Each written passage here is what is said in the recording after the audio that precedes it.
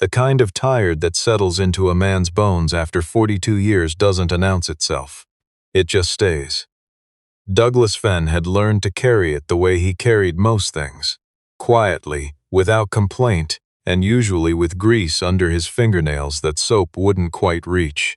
He'd been a mechanic for 21 years, the last 9 of them as lead technician at a mid-sized fleet maintenance yard on the outskirts of Sudbury, Ontario, where the winters came early and left late and the parking lot always smelled faintly of diesel regardless of the season. He knew every engine his crew worked on by sound before he ever lifted a hood. He could tell you which compressor was cycling improperly from 2 bays away. He had trained 4 of the 6 men currently on staff, and he did this without ever being asked and without ever being given the title that would have reflected it. He wasn't bitter about that. He'd tried being bitter once, for about 3 weeks after his wife died, and it hadn't suited him. It had made him short with his daughter and distant with his crew, and it had kept him staring at the ceiling at 2 in the morning in a house that already had too much quiet in it. So he'd let it go, or at least set it down somewhere he didn't visit often, and he'd gone back to work and back to making lunches and back to the particular discipline of a man who has decided that the only thing he can actually control is what he does next. His daughter's name was Abby. She was 7 years old, and she had her mother's eyes and her father's stubbornness, and she called her stuffed rabbit Gerald, even though Douglas had pointed out more than once that it was, demonstrably, a girl rabbit. Abby had looked at him with the calm certainty of someone who has already made up her mind and said that Gerald was Gerald. And Douglas had decided that was a hill he was not prepared to die on. She was with his neighbor on the Tuesday evening in early October when Douglas drove downtown to meet an old friend from his apprenticeship days who had at the last minute canceled by text. Douglas sat in his truck in the parking lot of the pub for a few minutes, weighing the options. He could drive home. There was leftover soup on the stove and a hockey game he hadn't watched yet. He could also go in, have 1 beer, sit somewhere quiet, and be a person without responsibilities for 45 minutes. He went in. The pub was called The Anchor, and it was the kind of place that had been there long enough that nobody questioned it. Dark wood, predictable menu, a chalkboard listing beers that hadn't changed much since the 90s. Douglas took a stool at the far end of the bar, ordered a pale ale he didn't particularly want, and looked at his phone. There was a photo from his neighbor, Marge, Abby, sitting at the kitchen table with Gerald Rabbit and a bowl of pasta, wearing an expression of complete satisfaction with the world. Douglas looked at the photo for longer than he needed to. He set the phone face down on the bar. He became aware of the situation at the table behind him gradually, the way you become aware of a sound that was always there, but that you only consciously register after it crosses some invisible threshold of wrongness. A man's voice, low and pressing. A woman's voice, shorter, quieter, the words not quite audible, but the quality of them unmistakable. The compressed, careful kind of reply a person gives when they are trying to keep a situation from escalating without knowing if it will. Douglas didn't turn around immediately. He took a slow sip of his beer and looked at the bar mirror. In it he could see the table. A woman in her mid-30s, dark hair, blazer over a white shirt, the posture of someone who had come here expecting a normal evening and was now recalibrating. Across from her, leaning forward with his forearms on the table, a man considerably older than her, late 50s, maybe, silver hair, expensive watch, the kind of bearing that came from decades of being agreed with. He was talking and she was not particularly responding, and he was not particularly noticing. Douglas watched for another moment. The woman reached for her glass, and the man put his hand briefly over her wrist, not grabbing, not forceful, but also not asked for, and she pulled back and looked at the window.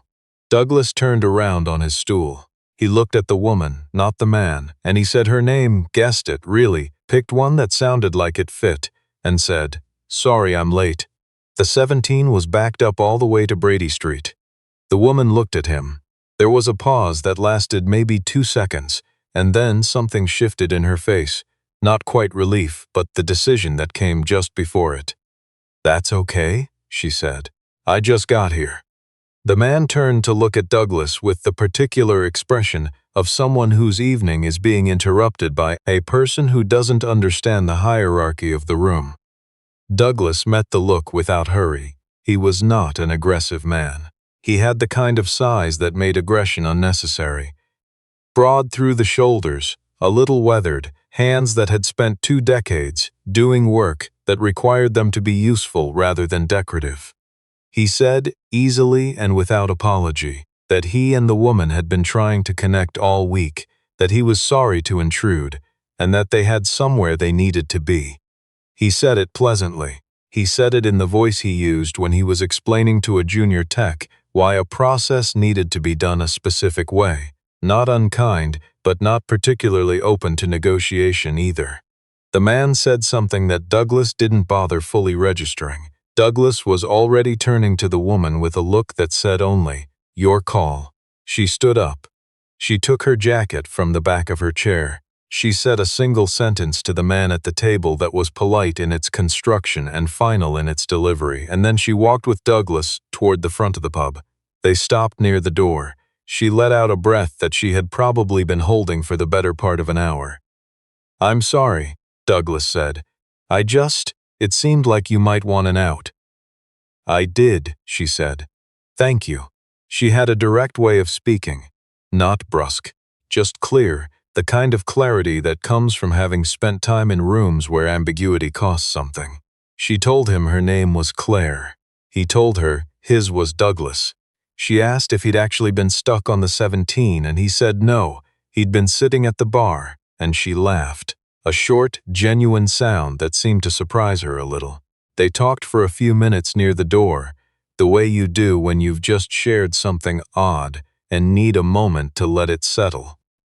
She mentioned that the date had been arranged through someone at work, that she'd known within 10 minutes that it was a mistake, and that she'd been trying to find an exit strategy that didn't require a scene.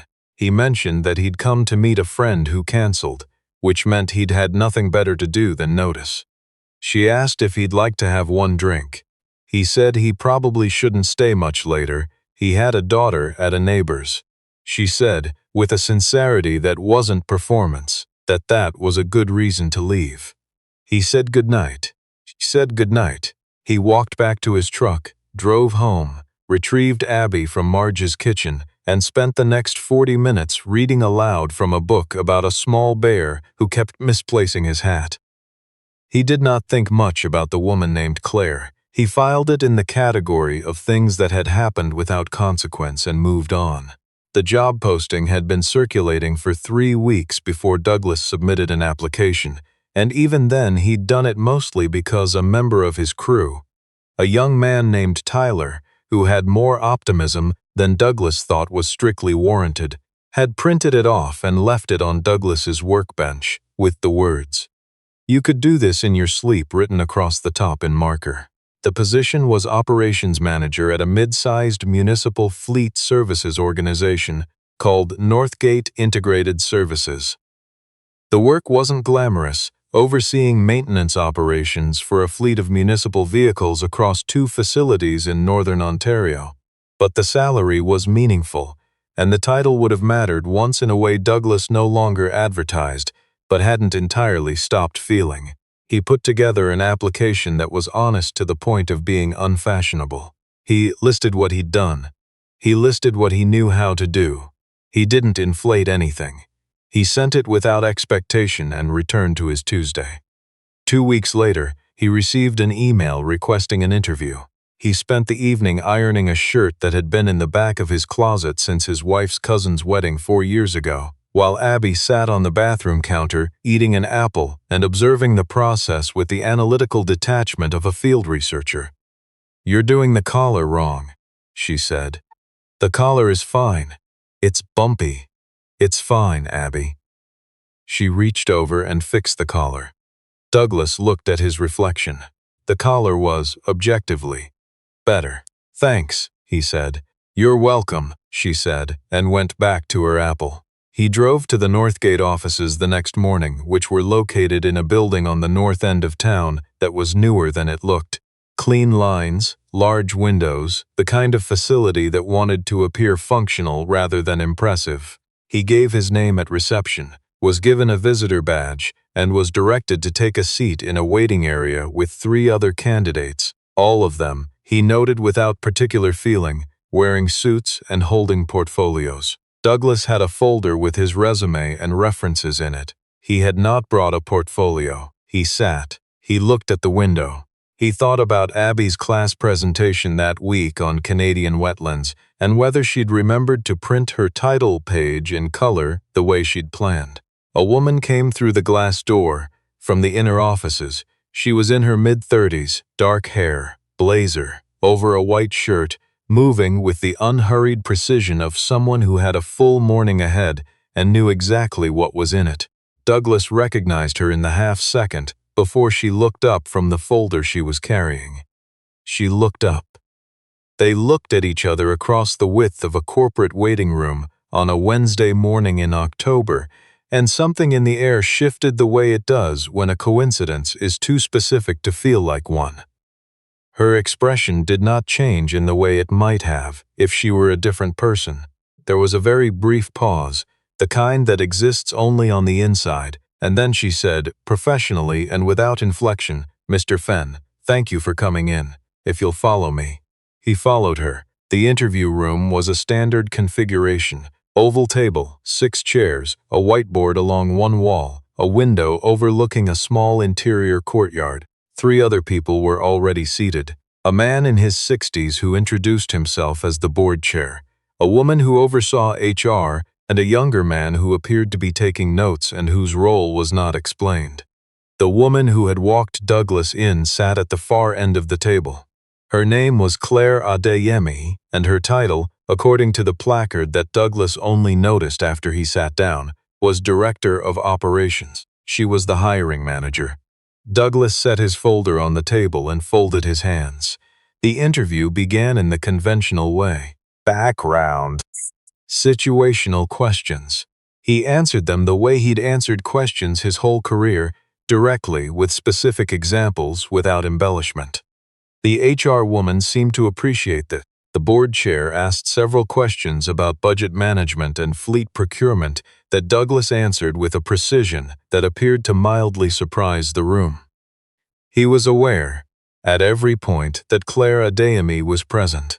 He was also aware that she was conducting herself with a completeness of professionalism that he found, in a way he couldn't have explained, quietly impressive. She had turned the resume face down on the table in front of her when she sat. After 40 minutes, she folded her hands on the table in the manner of someone who has made a decision about what comes next, and said, quietly, without preface, "I have a question that isn't on the standard list." The room went still in the way rooms do when someone in authority says something unexpected. "Tell me what you would do," she said, "if you saw something that was clearly wrong, but that wasn't your responsibility to fix."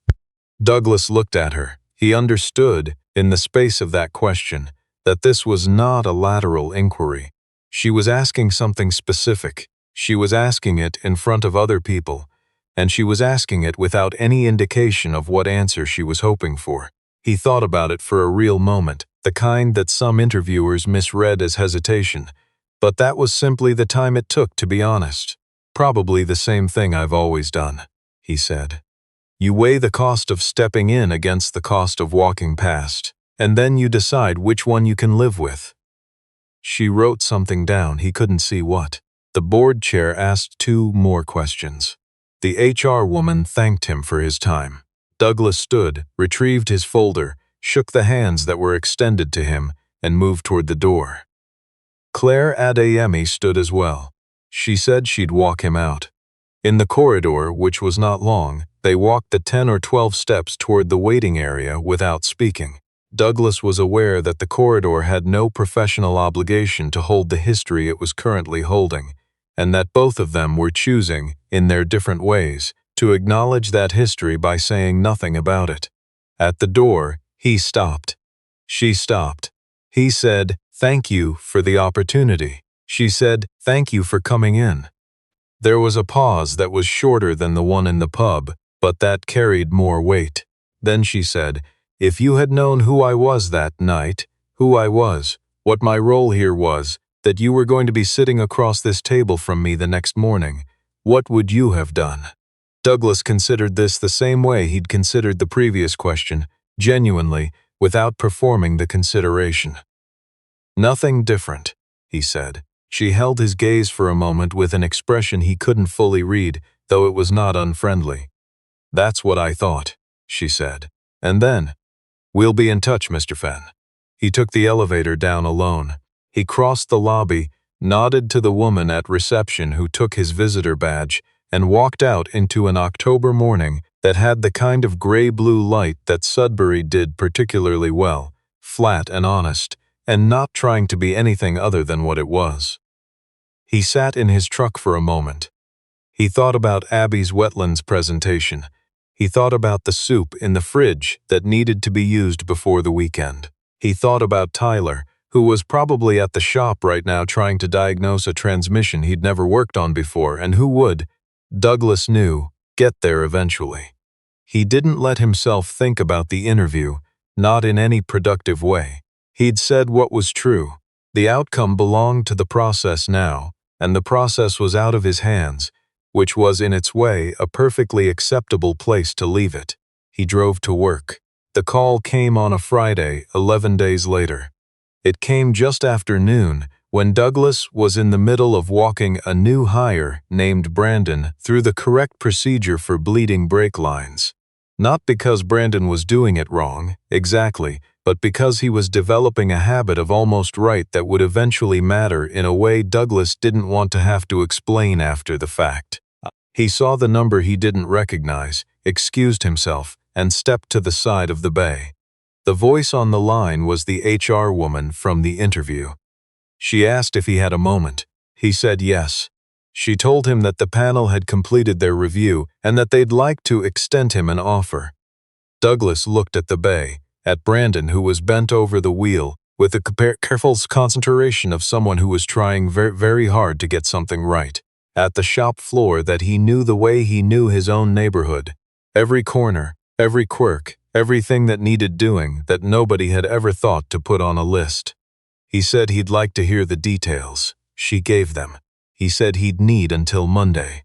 She said Monday was fine. He went home that evening and made pasta, which was Abby's current preferred dinner, and they sat at the kitchen table and she told him about the wetlands presentation, and how Harsher had asked a question that nobody in class knew the answer to except Abby, and how Abby had answered it correctly, and how she had tried not to look too pleased about this but had not entirely succeeded. "That's good," Douglas said. "I know," Abby said, without a trace of false modesty. He watched her eat. He thought about the offer. He thought about the commute, which was manageable. He thought about what it would mean to spend the next decade of his working life doing the thing he was actually trained to do, at the level at which he could actually do it, with the title that would reflect what everyone in his current shop already knew. He didn't think about Claire Adeyemi specifically, or rather, he tried not to, which wasn't quite the same thing. On Monday morning, he called back and accepted. His last day at the Fleet Yard was the Friday before Christmas. Tyler organized a gathering in the break room that was more than Douglas had expected. A sheet cake that said "Good luck, boss" in green icing, and most of his crew showing up on a Friday afternoon with their jackets still on because nobody had planned enough in advance to account for the cold. A few of them said things. Douglas said a few things back. He kept it short because he meant it, and the things you mean most are usually the ones that require the fewest words.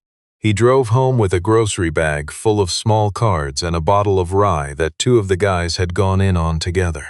He put Abby to bed. He poured 2 fingers of the rye and sat at the kitchen table and did not do anything in particular, which was, some nights, exactly enough. His first week at Northgate was the kind of week that reminds you what it feels like to be a beginner in a room where you are also not a beginner. He knew the work. He did not yet know the rhythms, the unspoken arrangements, the specific way each person in his new team interpreted ambiguity. He spent that week listening more than speaking, which was a discipline that had cost him something when he was younger and now cost him very little. Claire Adeyemi ran a tight operation. He understood that within hours of his first Monday. She was not someone who managed by proximity. She didn't hover, didn't micromanage, didn't call meetings to confirm things that could be confirmed by email. She set clear expectations and then trusted her people to meet them, which was an approach that Douglas found, professionally speaking, immediately comprehensible. Their working relationship was, from the first day, exactly that. A working relationship. She included him in the operational briefings. She asked for his input on fleet procurement decisions where his experience was directly relevant. She gave him a team and a clear scope and stayed out of his way when he was working within it. They did not discuss the pub. They did not discuss the interview question. They were two adults working in the same organization who happened to share a small, specific, unremarkable history in a city that was not so large that this kind of overlap was impossible. It was only in the middle of his third week, on a Thursday afternoon when the rest of the building had mostly gone quiet, that Claire stopped at the door of his office on her way past and said, without particular preamble, "How are you settling in?" "Well, I think," Douglas said, "your inventory system is better than I expected. The previous manager didn't think so. The previous manager was probably looking at the wrong layer." She considered this. "Probably," she agreed. "Then, your daughter, Abby?" He looked up from the screen. "You mentioned her," Claire said. "That night. I remembered." "She's good," he said. "She gave a presentation on wetlands recently and was very composed about how well it went." Something in Claire's expression softened slightly, the way the face of a person does when something true reaches them without warning. "That sounds right," she said, though she had no way of knowing whether it was. She said goodnight. He said goodnight. She walked down the hall. Douglas looked at the inventory system for a while longer, then shut off the monitor and put on his coat. He thought about small things on the drive home, the tone of a Thursday evening, the particular smell of the car when the heat first came on in winter, the way Abby always said his name, Dad, like it was its own complete sentence, which it was. He thought that life had a way of arriving sideways, not the dramatic way it arrived in films, with music and resolution. Just sideways, quietly, without announcement, in a corridor or a break room or a Thursday afternoon in a building that smelled faintly of toner and floor cleaner. He had not gone to the Anchor that evening expecting anything. He had expected nothing, because that was what the evening had offered, and it had seemed accurate at the time. It turned out the evening had not been quite finished with him yet, and that was the kind of thing, Douglas had found, that was best received with a certain amount of quiet. Not disbelief, not excessive gratitude, just the plain recognition that sometimes the world surprises you, and the best response is simply to have been the same person you were before it happened. He pulled into the driveway. The kitchen light was on. Through the window he could see Marge and Abby at the table. Abby holding Gerald the rabbit with one hand and gesticulating with the other in the manner of someone making an important point. He sat for one more moment in the quiet of the truck. Then he turned off the engine, picked up his bag, and went inside.